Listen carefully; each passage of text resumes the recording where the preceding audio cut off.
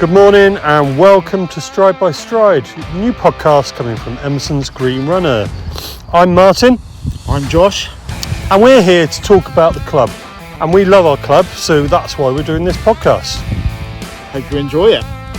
So this week we're going to be talking about the club sessions that ran this week. Yes, so we had Monday nights sort of up and coming, and then Loopy Tuesday, and then on Thursday was a speed session which was Andre Spice's Triangle. Okay, well we're going to leave you hanging on that one and you have to guess what that's all about. Then we're going to be also talking about Doynton Hard Half, the big Emerson's Green running event that we held every year in the winter, which was joyous. We'll fill you in on that in a bit. We'll also talk about the club championships coming up. Yes, Martin, I'm not sure about that. Okay, I can fill you in a bit. Brilliant, sounds brilliant. We'll talk about the route that we're on today, and we're also going to be talking about the club championships. Don't forget to get in touch with us on our socials, so that's Emerson's Green Running Club on Instagram, and also you can email us on captains@emersonsgreenrunningclub.co.uk.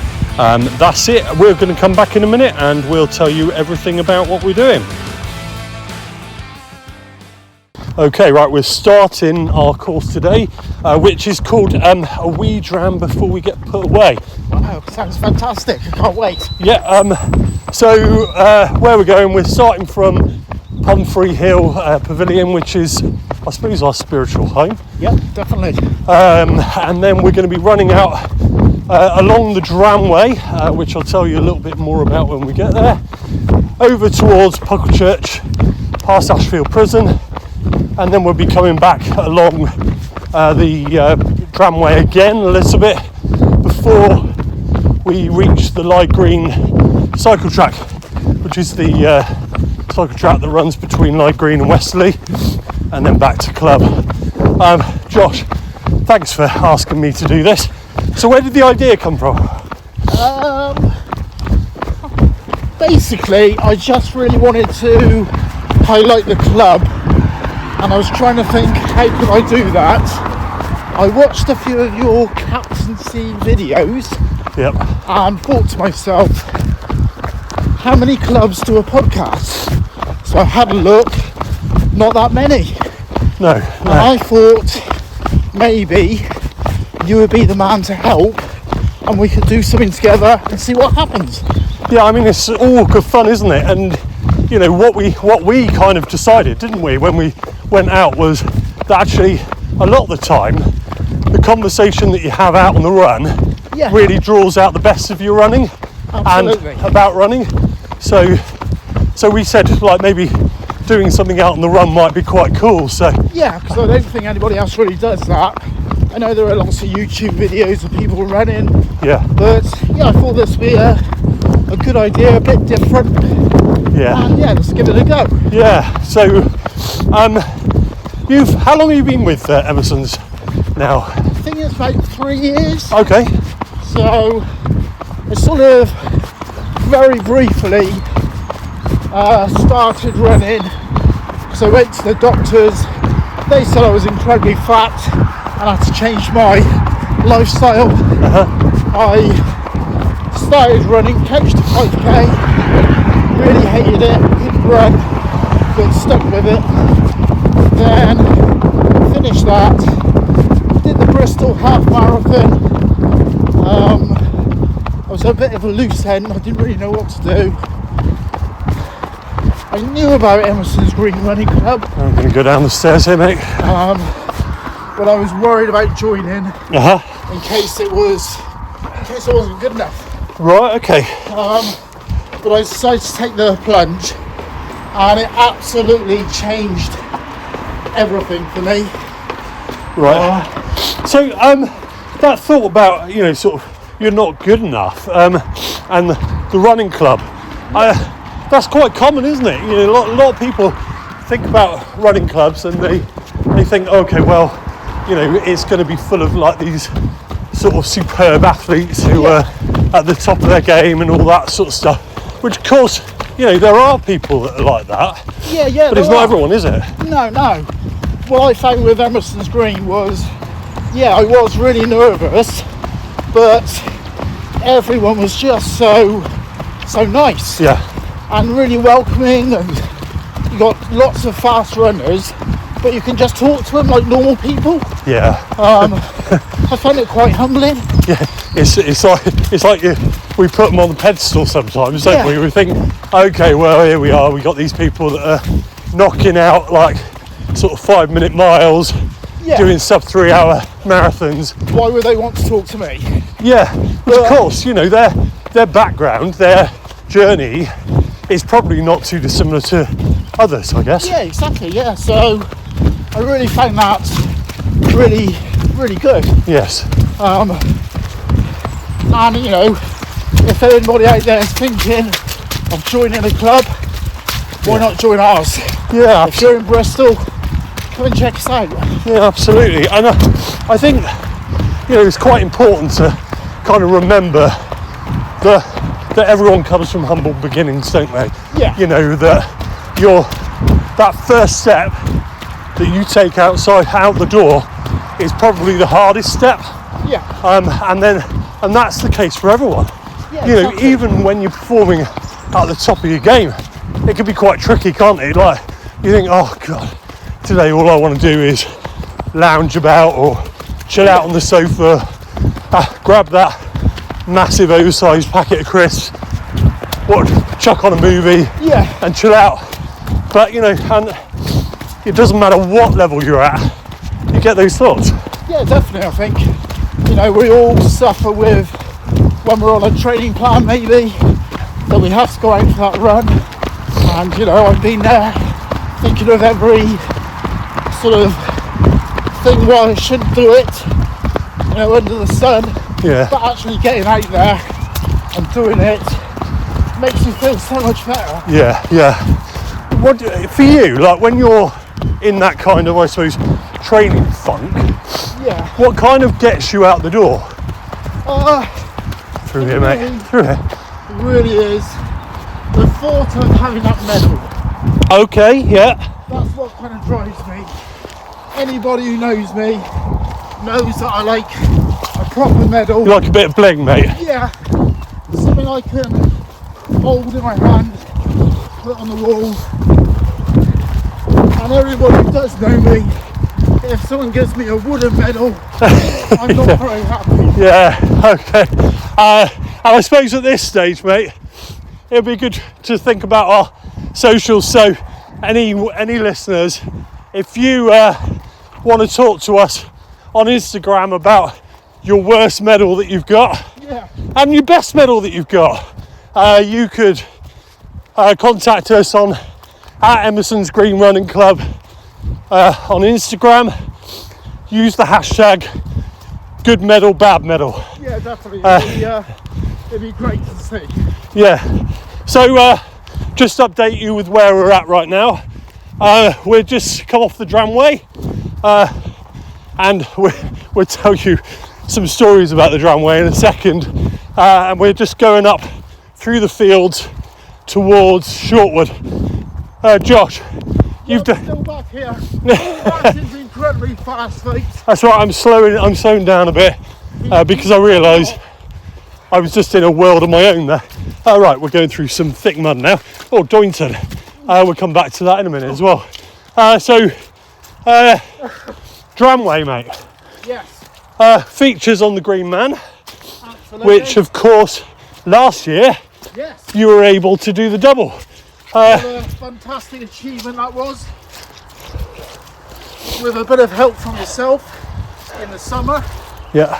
But yeah, I'm very, very happy that I did that. And obviously, I couldn't have done it with not only Martin's help, but some other members of club who really supported me and trained me. Yeah. And it was something I really wanted to do because you get to go in the Hall of Fame forever. Yes, yeah. And I think that's probably one of my kind of observations of being at Emerson's Green was when I arrived that there was people that were doing ultras yes, as well as road races and all that sort of stuff, probably slightly more on the trail side, I would say, in terms of the quantity of runners compared to some other clubs, but also enough on the roadside so that people could still have like companionship for like marathon training or even just for your 10k. Yeah, exactly. It's very mixed. And in fact, when I joined, I didn't even know what an ultra was. Right. I was a bit sort of, people are talking about it, I was just nodding my head. I had to go home and Google it. What's that all about? Yeah. Apparently it's for crazy people. Oh, I mean, it is for that, yes. Right, we're slightly off route at the moment, so I'm just trying to get us back on route. That's okay, it just shows how live it is. Yeah, right, okay. We're going to go up this way. Oh, a hill, folks. Yeah, well, that's all right. We get to walk that, mate. Yes, I found that actually, you know, you talk to people and you mention a marathon, people instantly know what that is, don't they? Yeah, they do. They're like, oh, 26 and a bit miles, great. You say, we're ultra, and they look at you a bit quizzical, thinking, what's that? What is it? And then you tell them, and suddenly, you know, you get two responses. One, oh, you must be crazy. Yeah. That must be really hard. Why would you do that? Why would you do? And other people who put you into some sort of hero status. Yeah. Which is great. which is great. That's exactly what you want. Keeps you going. Yeah.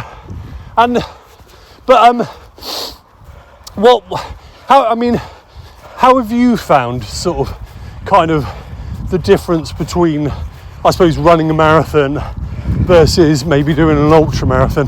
What are the differences that you have noticed? I think for me, running a road marathon is you're a slave to the watch. Yep. You're constantly in your head thinking, am I up, am I down? Yeah. You know, pushing. Hang on, right. Change of direction, everyone. We are recording live. Sorry, go on, you were saying, slave to the watch, mate. Slave to the watch. So constantly, am I up, am I down? But with ultras, you're so much more freer. Yes. You can walk the hills, that's when you eat. Yep. You can really take in the scenery, and you know, it's just lovely. Yeah. You know, you're out there for the day. Yeah, it's an adventure, isn't it? It is. And for me, the thing that I've really kind of noticed as well is when you're in a ultra training plan this way. Sorry, I'm taking Josh on this wild maze right now. It's probably something to do with the way I map the route. It's okay. Yeah, when you're out doing your training, it's not as hard or arduous, is it? No, it's not. It's very much about slow running. Yeah.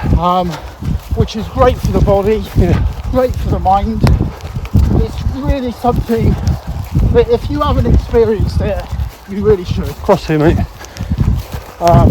Sorry, we're just having a few nabs at the moment, just because it is dark and we don't know. We're just not very good at navigation.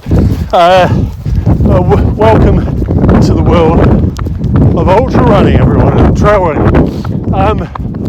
Yeah, this is a slightly tricky section that we're going through, but down here, that is it. Found the path at last. Yes. The other thing I've found with ultra running is that it's quite welcoming, isn't it, in terms of the community? Yeah, absolutely. You know, it doesn't matter whether you run 50 or you're on your first one. No. Really very welcoming. A lot of people will help you, give advice. Yep. Like I said before, it is much easier on the body. Yeah. Once you sort of get used to having your legs sort of all over the place. Is that on? No, it's fine. Oh, sorry, mate. No, it's okay. Both we're kicking each other as we're climbing over a fence here. Yeah, go on, you were saying about once you get into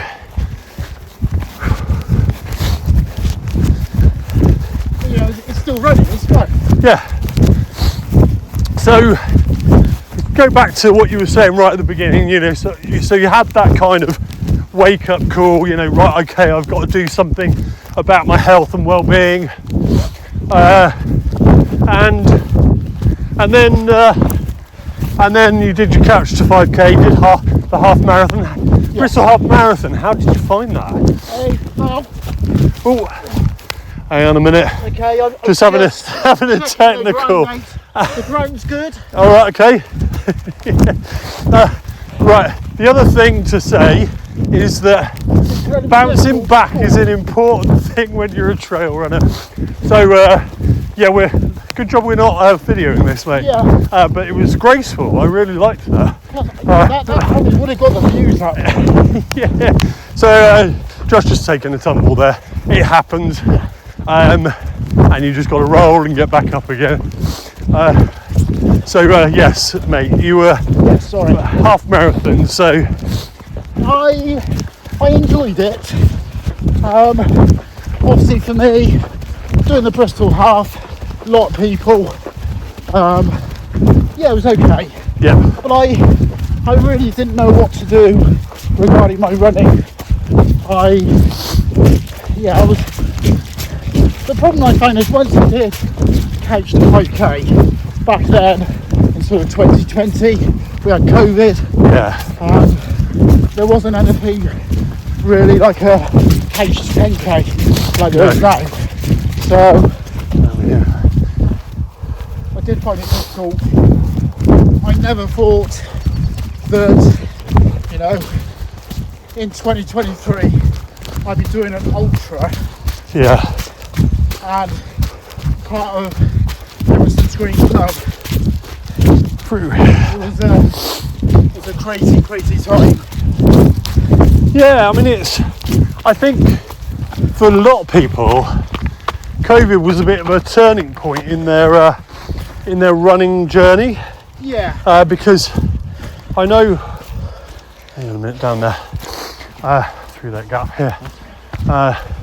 I know for me, that was the point when I really discovered trail running, because I think, you know, there was obviously a period of time where there was quite a lot of social exclusion, you know, isolation, not being surrounded by people, all that sort of stuff. Yeah, we only had that small sort of window, didn't we, of exercise a day. Yeah, absolutely. And then what you did is that actually, okay, well, I don't want to be near people, so what I'm going to do is I'm actually going to get off the beaten track. Yeah. Oh shit. Oh, sorry. Oh. I do apologise for that fruity language there, but that is trail running. Yeah. Could have been worse. Could have been. So yeah, I kind of got into it, and I've got to thank Paul Henley, for my ultra running journey, because what I did was I had shown some general interest in the Green Man. Yeah. In 2020, I was signed up for London Marathon, and then the news came in that wasn't going to go ahead, and then everything else kind of became history. And I thought, okay, well, what now? And then the Green Man that year went to a virtual race. Okay. And Paul says, well, I'm going to do it. And I was like, yeah, all right, I'll do it with you. Brilliant. So we totally switched my kind of mindset into doing that. Yeah. And I didn't really look back after that. That was kind of the way forward. And before that, it wasn't that I disliked trail. It's just that I hadn't really kind of embraced it. Yeah. Because it is completely different. Oh God, yeah, it is. If you can run, you can do trail or road. Yeah. And just put it out there, you know, we're talking a lot about the Green Man. This is an ultra marathon run around the forestry path around the outskirts of Bristol. It's 46 miles. You should look it up on the interweb. The medal is fantastic. Yeah, which kind of takes us back to our social for today, doesn't it? Yeah. Which is, if you want to message us, telling us about your kind of winnings when you're out doing events, then you can message us on the Instagram at Emerson's Green Running Club, hashtag good medal, bad medal. Yeah, Green Man, mate. Yeah. So obviously you've done it 3 times now. 3 times, Yeah. and that's it. I'm done with the Green Man. You're done, right? Okay, well, okay, and don't get me wrong, I'm in a similar position. Okay. But why are you done? So the first time I heard about the Green Man is from my very good friend Andre. Yeah. He did something called the Wall, Right. and okay. then he did the Green Man and sort of showed us our club his medals, and I was thinking, that's amazing, bit crazy, maybe, don't know. Then we had a bit of a conversation about maybe doing some runs together. I can't actually remember who or which one of us said about it, but I ended up obviously training with Andre to do the Green Man, Yep. which we obviously, because I'd never done a marathon, let alone an ultra. Okay. So- And actually, do you know what, mate? That is not uncommon. No. You know, so there's quite a few people I know who have followed that same path. So I think if people are thinking that actually you've got to do a marathon first, You don't. no, you don't. So Andre trained me. It was one of the best training blocks I ever did. Yeah. I think it was 25 weeks. Quite hard, because obviously going from running 10Ks and half marathons up to 40 odd miles is quite a step up. Yeah. So obviously I didn't have any of the proper kit, but yeah, did it, and it was a massive achievement, and something that I would never have done if I hadn't joined the club, really. And then You said you didn't have any kit. Now, I know you quite well, Josh, Yes. and I know you like your gadgets. I do. And you like buying a bit of kit. yeah, Was that before or after you started ultra? Did that exist before? it did, Okay. but not running stuff. No. I'm not a runner. Well, I am now, but I was not a runner. Right. I was 16 stone, eating what I like, drinking what I like, no exercise. At school, I did no exercise, you know. I was your typical 48-year-old man Right. who was pretty overweight. Okay. And now, with running, I have lost about 5 stone. Not just running, but changing my diet, and I feel amazing. Yeah. So obviously some of that will, be the fact, you're carrying less weight. You feel probably sort of body image wise benefits there. Yeah. What about in terms of your sort of mental well-being? How's that shifted with? We're just going down a really muddy section here. How's that shifted with this kind of movement that you're involved in now? Yeah, it has really changed me. I don't ever want to be fat again. Right. Okay. And I appreciate there are people out there who their lifestyles are very different, Yeah. And it's tough, but running really saved me. It worked for you. Yeah. Yeah, not just for my health, but sort of meeting new people. Yeah. And I would say, if you're listening to this and you're thinking, I'd like to start running, the best thing to do is to join a club. Yeah. It doesn't matter how slow or fast you are, just going to club and running with people in whatever pace group you want to run at is really life-changing. Yeah, I agree. I think from my point of view, sort of running on your own It's hard. is hard. Car. Thank you, mate. Let's go this way. Hang on a minute, wait for the car to pass. Yeah, I think running on your own is hard. It's also can be really rewarding and can actually kind of give you space and time to think about things and put the world in order and all that sort of stuff. It can also show you a side of your psyche that you didn't know before. But running with others kind of does the same, but in a very different way. So actually, down in there, it's I agree, and I think some people. I was talking to a work colleague. He said, "Oh, I can't join a club." Sharing the same thoughts that you had. It's a bit like joining a gym, and you think everyone's going to be macho and steroided up and all that sort of stuff. No. It's not always the case, is it? No. It isn't. I have spoken to other people at other clubs, and it's a bit different. Okay. But our club, you'll hear me say this a lot, I think is brilliant. Yeah. So many people from different running aspects all coming together as one, really. And if you need advice or help, somebody in the club has done that race or has it happened to them, and it's really good, and it really changes you. Yes, I completely agree.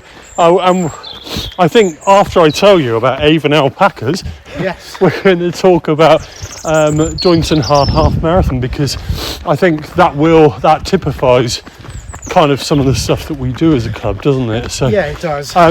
Avon alpacas, mate. We are about to go past the alpaca farm, and I got a question for you. And actually, in fact, for all our listeners, what's the weirdest animal that you've ever seen out on a run? The weirdest animal?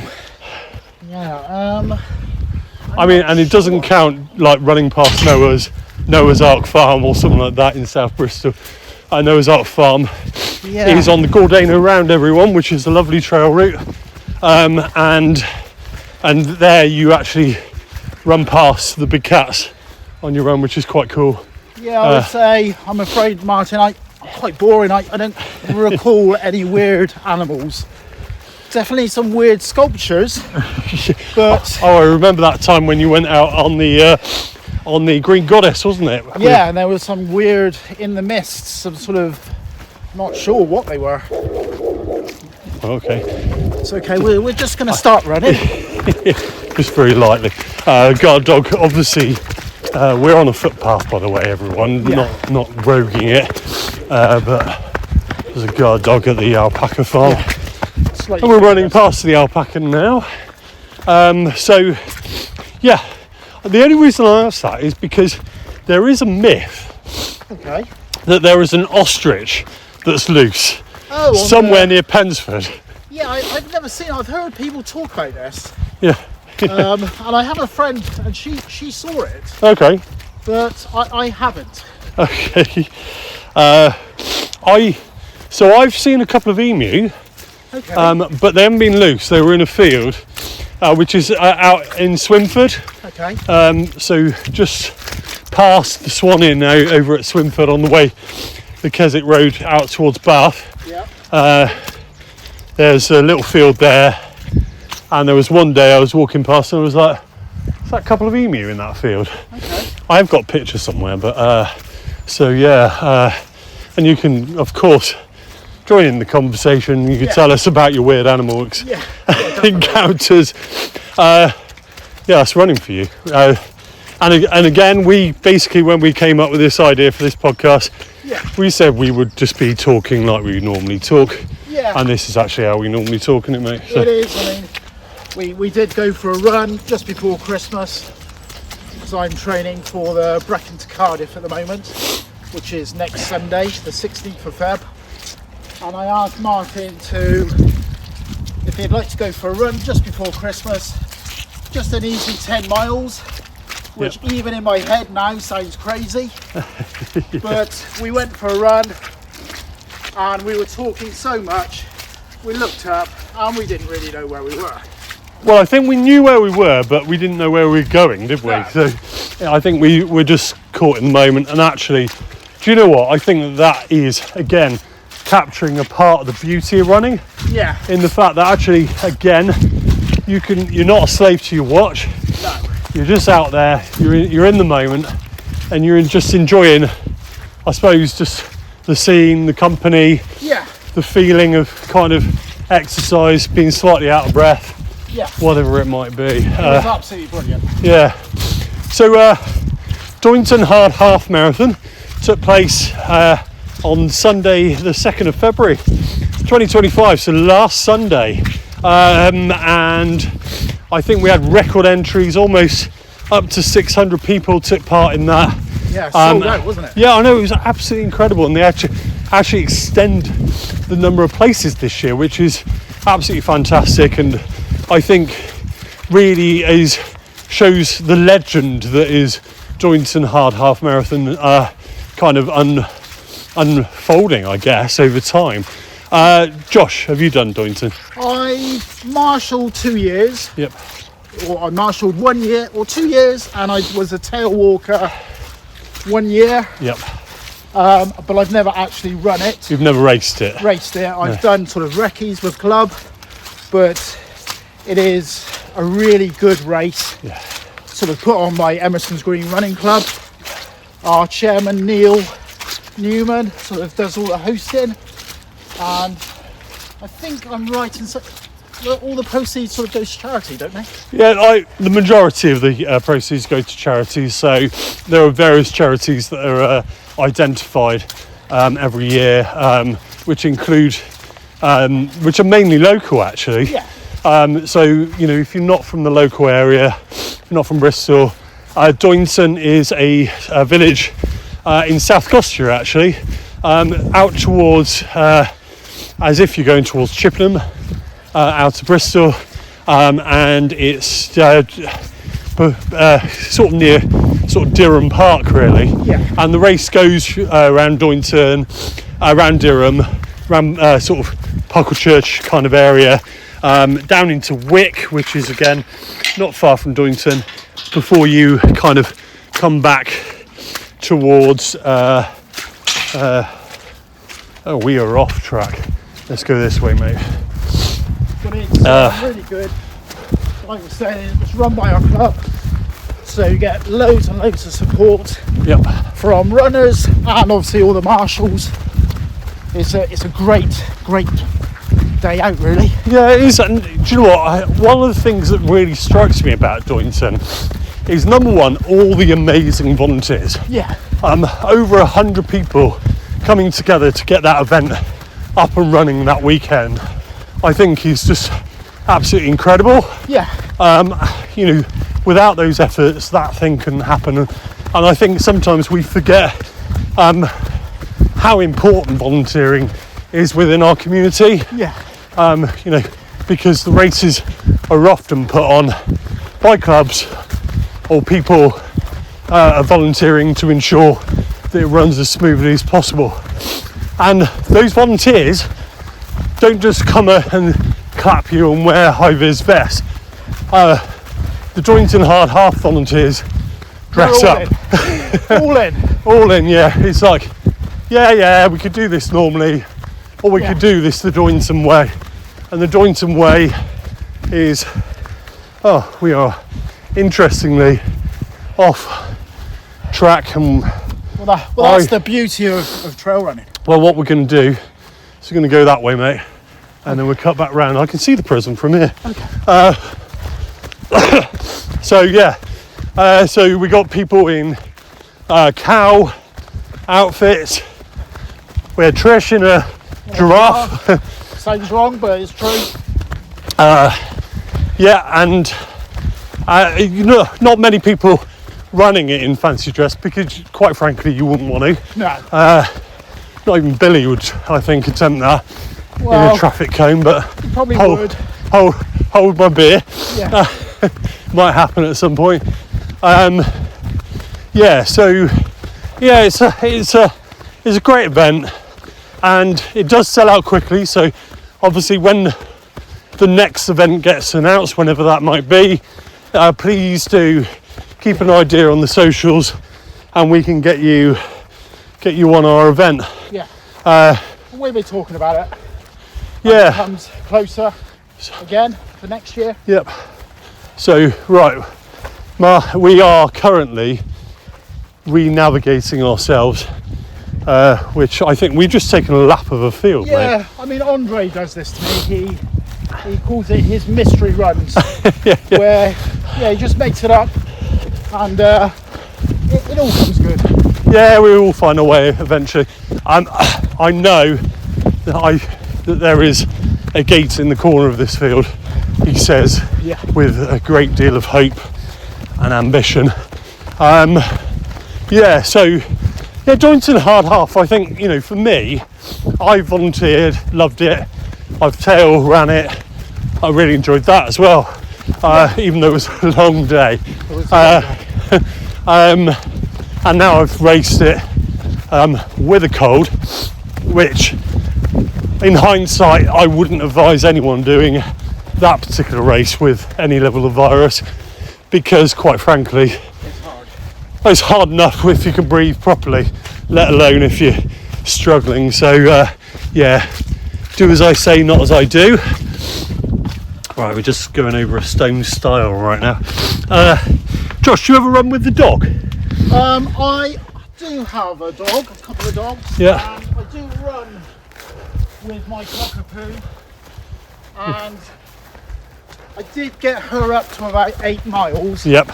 But she's not really interested anymore. Right. She likes to sniff.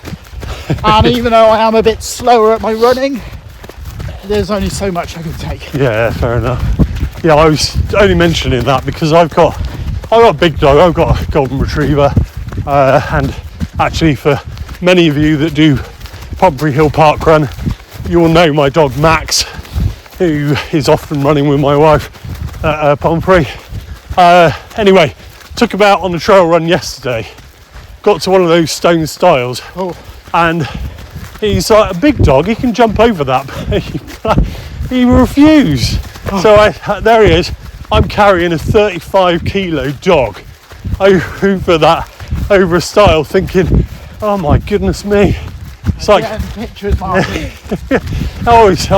he's a heavy boy. It was difficult, but got there.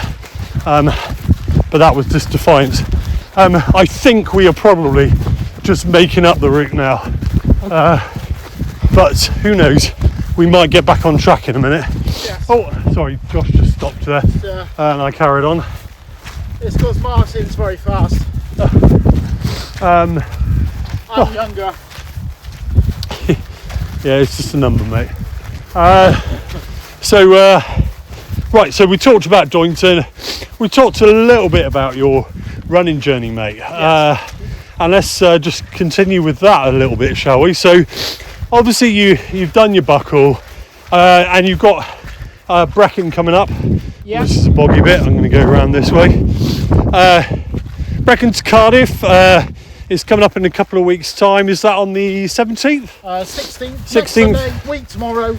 Wow. Okay. So that starts in Brecon. Early start for you to get the bus up to Brecon from Cardiff. Got to leave Bristol at 4 in the morning. Oh, okay. That's brutal. Get to Cardiff, leave my car. I have to. Registration is at 5:30 in the morning. Okay. They have to check all my kit Yep. to make sure I'm compliant. Yes. And if I'm not, I don't race. Okay. Then I have to get on the bus at 6:15, which takes us all the way to Brecon for the start. And I think we start at 8 a.m. And It's a bit deep here, mate. This is Doynton Reprise. This is.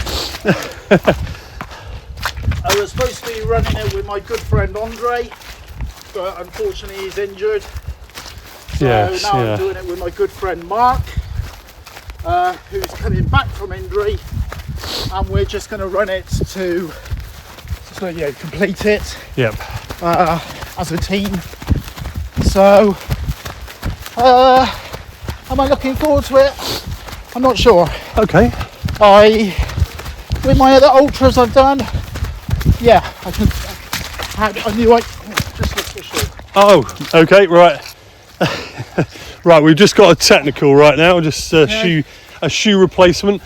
Yeah, so tell us a bit more about that. So your others you have enjoyed. So what's kind of for you kind of the difference this time? Is it who you know that your training plan hasn't gone the right way, or that it wasn't what you were expecting?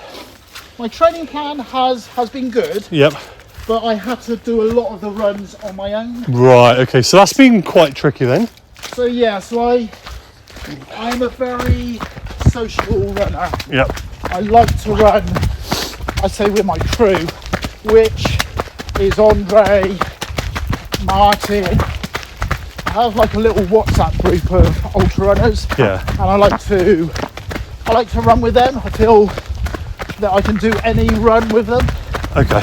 So training on my own, this time has been a challenge.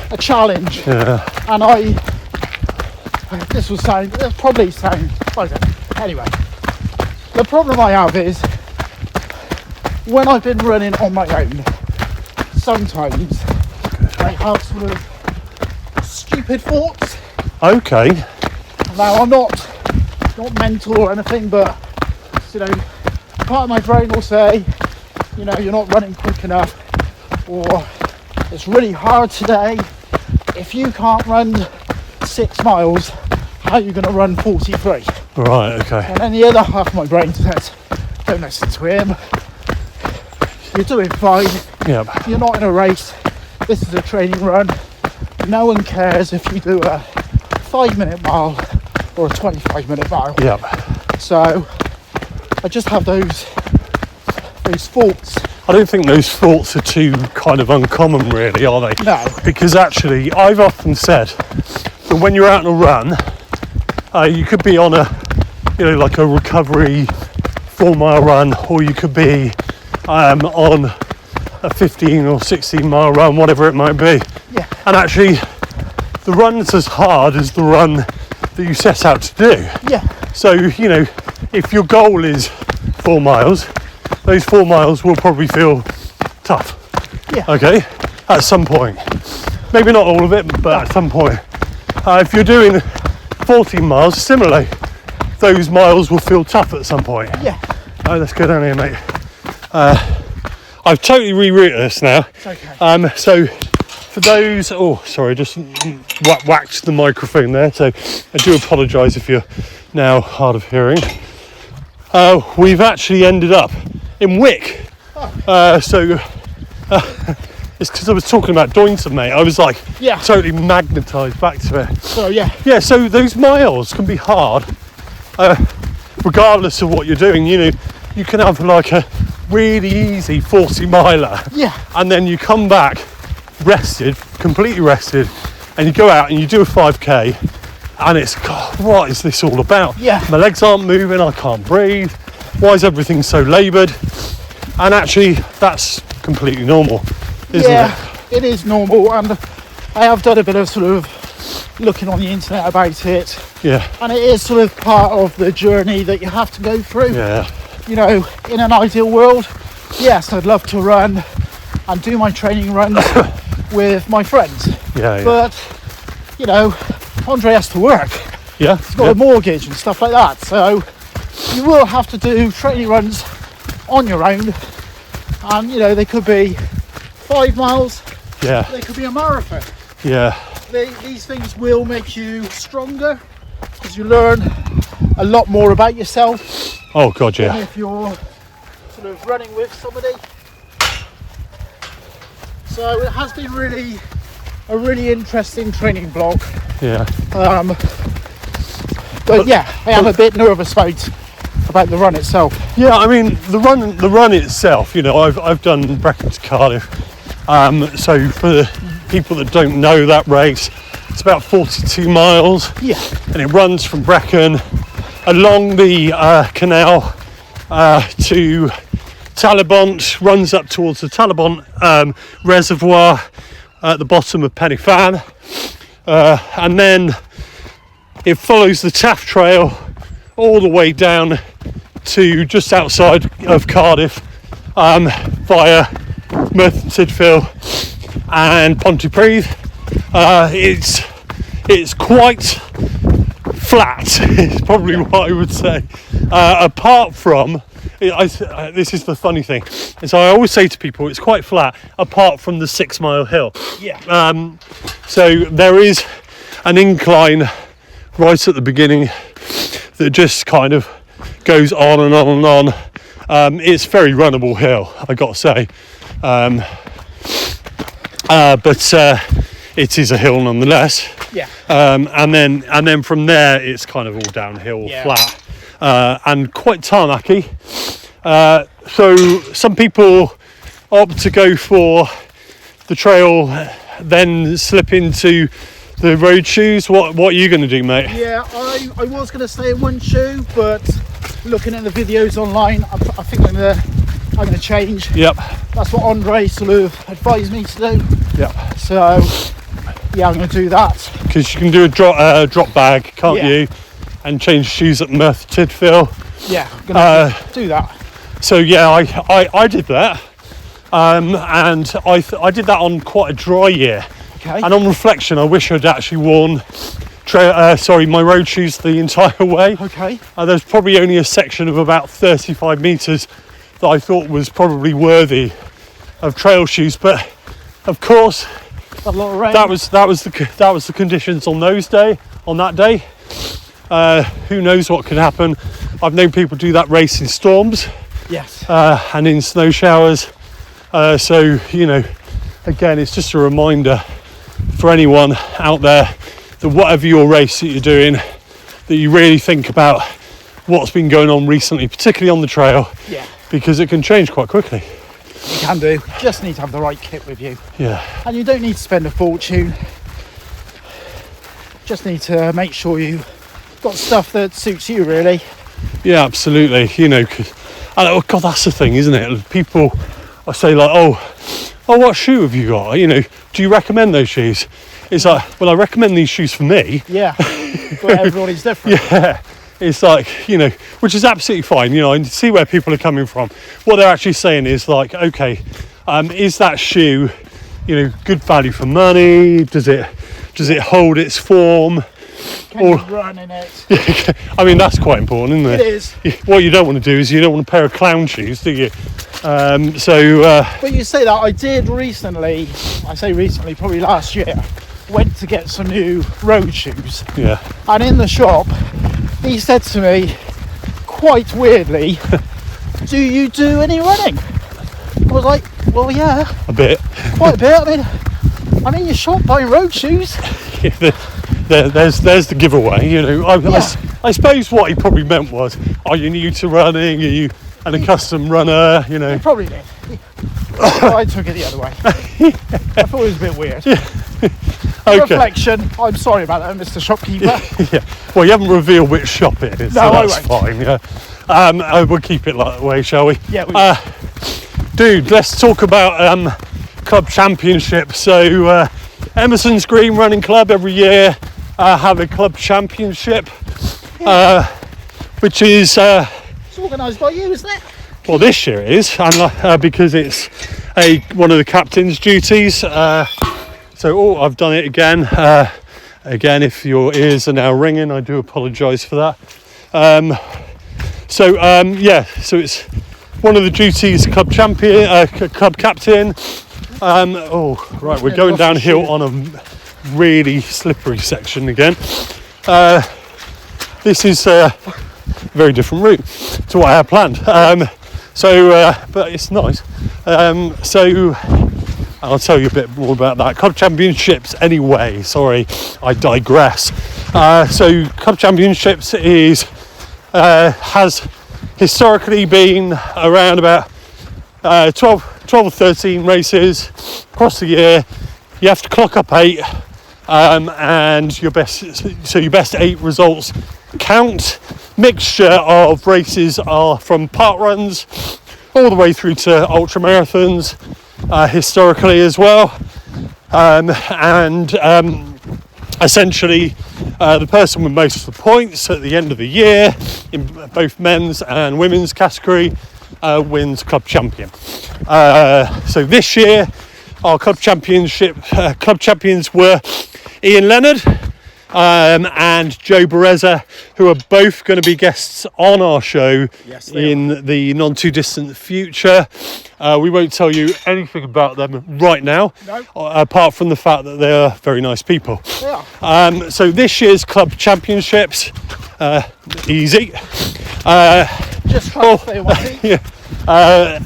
So this year's club championship has an added addition in fact that it's got more races. So that it's 16 races, so that we could even it out between trail and road, which is quite important. I think just to diversity. Yeah, absolutely, and just kind of something for everyone, really. Yeah, exactly. Obviously, we're trying to get more people into the trail. Yep. But you know, I say actually, do you know what? Like, run where you feel comfortable. Yeah. You know, so like if you want to go out running on the road, fine. If you want to run on the treadmill, take it. You know, but if it does it for you, then fair enough. If you want to run on the trail, cool as well. Or the track. Yeah. If you are doing any running, it just means that you can eat coffee and cake afterwards. Yeah. So they're like paying it forward, aren't you? Yeah. Right, we're about to cross the road, so we do apologise if on the recording it gets a little bit noisy, but we're actually all right. So good job I know these routes around here, isn't it, mate? It is. Yeah, we're just. We're going to go up a very steep hill in a second. Joyous, I do love down it. here. Yeah, I thought you might say that.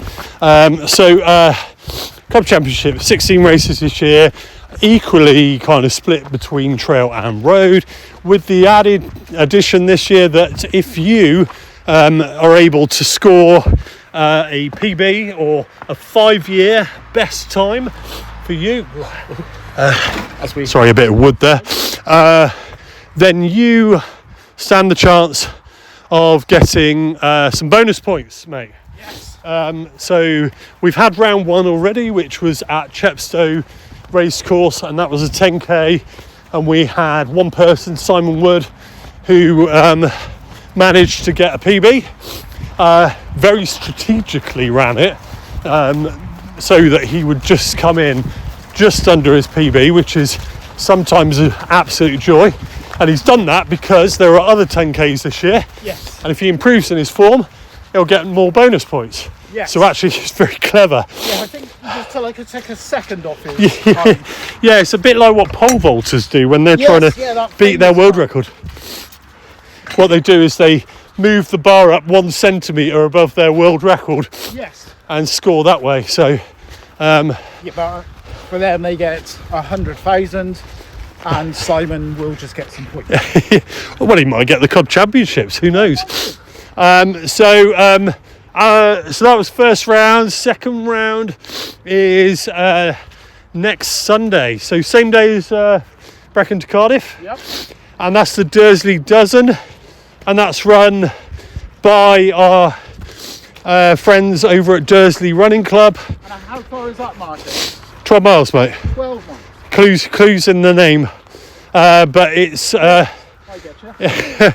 it's I could be wrong there. Actually, I could have said that and actually got that completely wrong. No, I think it is 12 miles, mate.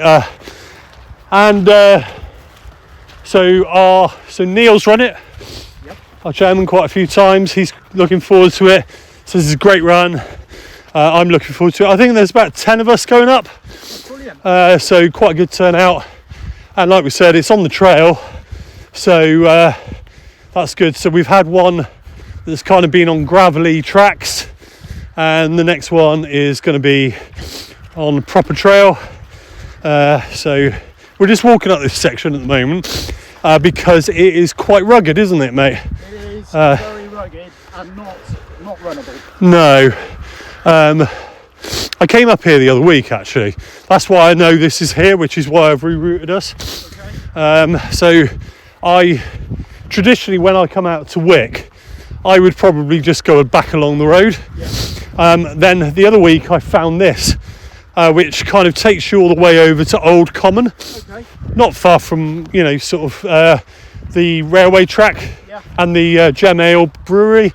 Oh, we're a bit far down this hill. We need to. Oh no, maybe we're in the right place. Some crows. Yeah, cool. I think we might have disturbed them, mate. So actually, it's not a bad little sort of plateau on top, and then a drop over to the other side. So anyway, so we've got Jersey Dozen coming up, and then we've got Chipping Sudbury Park Run double header. So that'll be basically run one and your best time counts. And I think some people often think, oh, well, that's not really, like doing a park run. Oh, that's not very exciting. But, what we got to remember is that as a community club, supporting a community event like a park run is actually really quite important, isn't it? It is. Because obviously we want the community to support us when we do things. Yeah, definitely. So, it is give and take. Yes, I agree. Right, okay, we're just trying to get up the hill at the moment. It's a bit slippery, and we're about to traverse a tiny stream and then try not to kill ourselves as we get back down the other side. So Chipping Sudbury Park Run is going to be on the 1st, I believe, and then 2 weeks later, 15th, that'll be, won't it? Yes. Which would be jolly good fun. SAS Cup Championships coming up, and obviously, whilst you won't get a medal at a park run, you do get the coffee and cake. You do, but if the park run people are listening, medals could be the next best thing. Well, I suppose when you get to like a landmark, you can get one of their fancy t-shirts, can't you? Yeah. I have friends who have done like 250.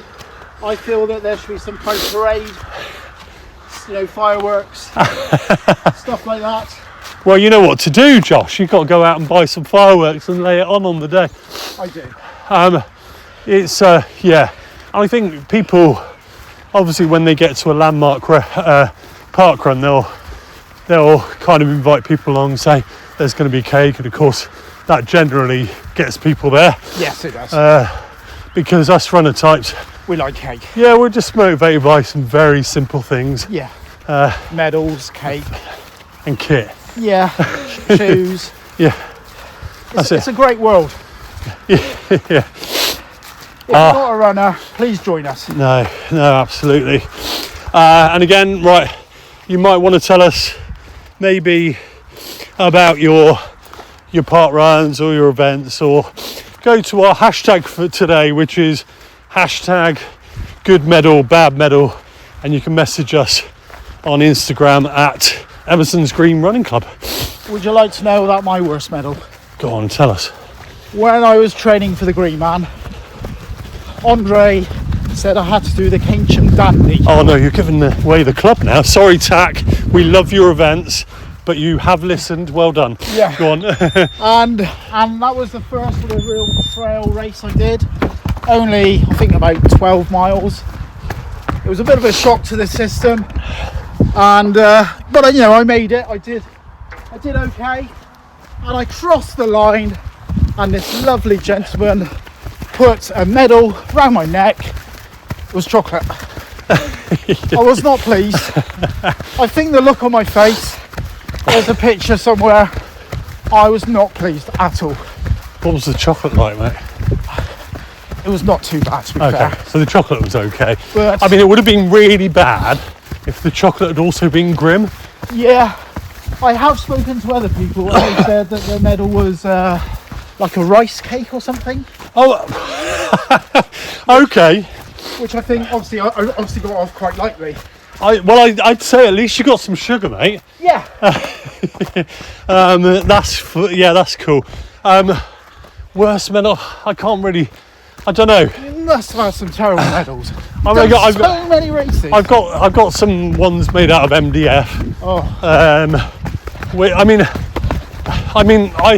I live in two worlds with medals. Okay. Which is, I love a good medal, but also because of my kind of work and involvement in environmental stuff, Oh, yeah. I'm kind of like, oh, Yeah. you know, what I don't want is I a have bit to of be seen to be happy about this yeah. piece of MDF. Yeah, well, the MDF I'm probably less happy with than perhaps maybe some wood, because MDF is manufactured. Oh, of course, So yes. you know, it goes through a process which, of course, is not as good for the environment. No. But also you're chopping down a tree, so you know it's a. But you know, we know that perhaps chopping down a tree is probably better than mining a whole load of minerals out the ground to make a metal. That said, Bit I harsh. love a good chunky metal. I'm only human, mate. I know.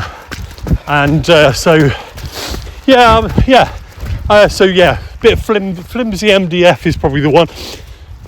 The worst vent though, God, Yes. I could tell you about that. Okay. So without spilling the beans, No. there was a event that was held a few years ago around Albury Court, Okay.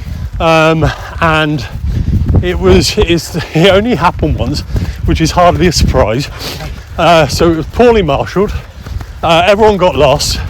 The people who were running the 10k only ended up running a 5k, which is quite a considerable deficit, isn't there? PBs were great that day. Yeah, I came second in that event, but I didn't really come second anyway. And there were no trophies or anything like that. Okay. You're supposed to get a cup of hot chocolate at the end, Ooh. and they didn't even have I got a medal, but they didn't even have the hot chocolate. That's harsh. So, oh God, it was awful. Anyway, got the money back on that one, which is quite rare, because if you ask for money back often, Yeah. you don't get it.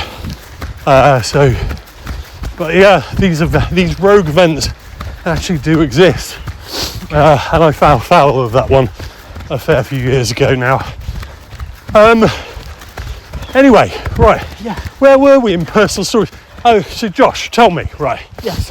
okay, so what, for you now, being as far along in your journey as you are, Yeah. what motivates you?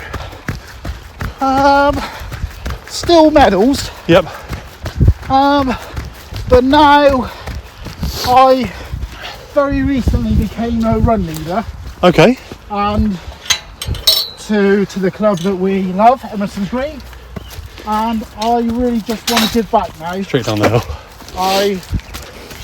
Lots of people have helped me, Yep, and now I want to give back and watch other people grow and to be part of their story Yep. if I can. So I qualified last year as a run leader. This was something I was really nervous about, okay, because in my job in the real world I don't really talk to groups of people. Yep. So I do get quite nervous because I want everybody to have a good time or enjoy the lesson. yep, But I have to say, the other run leaders and Neil, the chairman, have supported me, helped me, and helped me grow as a run leader in my very short time. And I'm, learning all the time about different lessons. yep. And I have to say, it's been absolutely brilliant, and I love it. Yeah, and you've kind of been able to show a bit of yourself in this as well, haven't you? Yeah. Bring your own style to it. Yeah, I have. The thing is, like, what we do at club is, I've said briefly that on a Monday night is your up and coming, your new runners, or maybe people who are recovering from injury or recovering from a big race. There are two groups. There's a run walk group and then a main group, all led by run leaders from club. Yep. Then Tuesday night is called Loopy Tuesday. This is run led by Matt Bessel, who's been at club for over 10 years, I think. Yeah, since the arc. Yeah. Yep. And he sort of has 3 different groups. So you've got the short group, and that is aimed at people who can run a park run, sort of 30 minutes and above. Then you have the medium group, and that is for people who can do a park run, sort of, I think it's 25 minutes, sort of 25 to 30 in the medium. And then you have the long group who can do a park run under 25 minutes. And these have all got 3 run leaders usually, and absolutely brilliant. So you can come along, we do a loop of sort of short, medium and long, and it's a great way to, you know, progress through the groups or come down through the groups depending on what you're running. And then on a Thursday, so the Tuesday loops are pretty much set in stone. But on a Thursday, these are predominantly run by Neil, the chairman. And it's all about speed. So all the stuff you should be doing as a runner, but you don't really want to do on your own. So I've introduced a few runs like Andre's Spicy Triangle, which is not as dodgy as it sounds. No, it's a progression run on a triangle up near Warmley Tea Rooms. It's really good for building your speed up, endurance, bit of confidence because there's a hill. And I was really excited to bring it to club because Andre, who trained me, he made me do it every week or every other week when I was doing my training. I suppose then you saw the benefit of yourself, don't you? And I suppose as a run leader or a coach, you know, what you want to do is you want to show the people that you're coaching or leading that you've got confidence in the sessions that you've got. So I suppose it's really authentic. And it was a joy to share it and to be allowed to share it. So it's been brilliant. Sorry, we're just running along the road at the moment, so probably a bit of traffic noise. So, but again, just a reminder that we are recording this outside of the studio on the run. So, and another one that you introduced a couple of weeks ago as well. So Sting in the Tail. Sting in the Tail. This is, as the other one, aimed at all groups, and right next to Humphrey Hill, and it really appeals to everyone. So I made it to appeal to everyone, but I knew it would appeal to the faster runners. Because it's a run up the zigzags, which is your effort up a hill, get to the top, turn around, you lightly jog as a recovery down the zigzags, and then round the sort of the triangle of the Mangotsville station. And so you get a bit of speed work, get a bit of hill repeats, and it's quite a good session. It's compact as well, isn't it? So it doesn't really with someone. It doesn't stretch people out too far. So which actually, for, you know, again, if you want to work on your speed, you want to have access to that kind of complex element of training, but you don't want to be left behind. It's a great session. Feedback's been great. Unfortunately, the first time I did it, it was incredibly icy and cold, but still great. So it's been great to do some new things. And that's good, and it's good to kind of showcase the variety of things that we do at club. So things like tempo runs, hill repeats, out and back sprints, all of that sort of stuff, as well as the kind of more social loopy runs as well. Which is actually for me one of the things that really cemented Emerson's Green as a club for me. Because again, it's got that session stuff that I really enjoy and want, Yeah, and we kind of need it, don't we? Yeah, as well as that social stuff. So we are back on the Dramway. Yep. Now the Dramway is a 5-mile section of railway which was horse-drawn carriage originally, which transported coal from the nearby coalfields of Kingswood and Coalpit Heath to Keynsham, and then it ran along, went onto ships and went out along the River Avon to the Port Bristol. People will know it now as an integral part of the community forest path. Yep, the Green Man. Or the Green Man. And the section we're currently running on, I think, is probably a section of run that I've never known to be dry, mate. No, it's always a bit damp, a bit wet, Yeah. skiddy, even in the summer. Yeah, it just doesn't get any light, does it? And I think that's the thing, isn't it? So yeah. So we are coming up to about an hour worth of recording now. Yes. And so we talked about Doynton, we've talked about club championship, and we've talked a lot about the club sessions. And I suppose moving towards where we should probably leave it is thinking about what are your tips for new runners, mate? If you had to give people 3 nuggets of advice, Okay. what would you say? First tip would be get yourself to your local park run.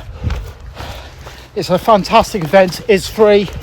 It gets you involved with running with people, and you'll meet new friends. Yeah. 2, you don't need to spend too much money at the beginning. Just a decent pair of trainers. Yep.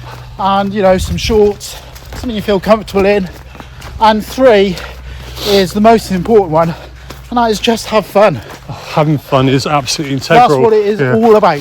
Yeah, I think even when you're not having fun is being grateful. Yeah. Gratitude for me is really important. It's like where you actually realise that not everyone is going to be, sunshine and rainbows. Yeah. No.